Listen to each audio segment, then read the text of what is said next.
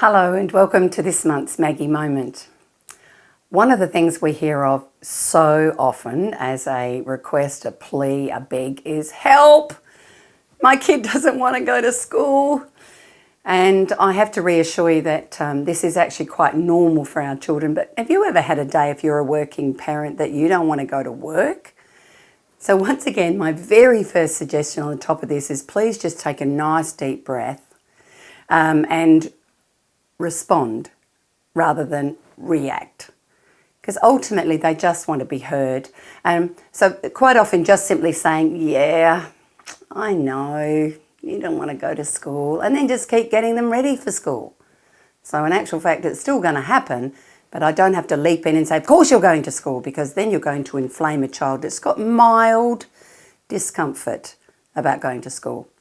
So that's the first step. Second step is, now there are reasons why our children don't want to go to school.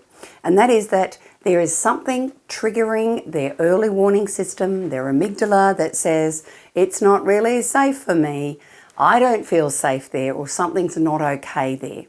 So in the morning, if you're getting this message, is once again, say to them, yeah, I know, look, let's have a talk about that later on today, and you can tell me what it is that's making you feel like this, so that there's at least an opportunity for them to think about it. So some of the things that may come up in a conversation, and remember, it's about how we have that chat. Tell me what's bothering you at school. Because we have sensitive children who pick up all sorts of things. They pick up bullying of other children and it worries them, or they've got a teacher who shouts and you're not a shouty parent, so that's causing them angst in the classroom. The work may be really too hard, or they can't seem to feel that they're doing well and they're not finishing it. There's little things that keep piling up that then become a big thing. We do know that any form of exclusion or relational aggression, being put down, called a name, that's enough to say, I don't want to go there either. And remember, that's not necessarily bullying, it's just an unpleasant moment. So helping them make sense of that definitely helps. I think the other one that I'm finding is, I talk a lot about the schoolification, and we're making children sit longer and learn more much earlier.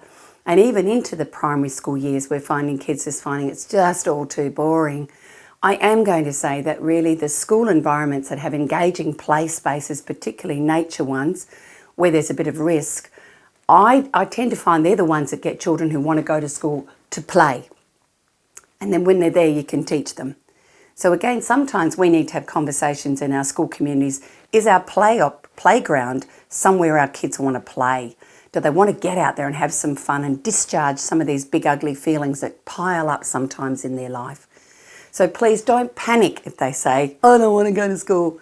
Validate for them, and in a calmer moment, explore what's underneath that, because there will be something that's triggering their early warning system.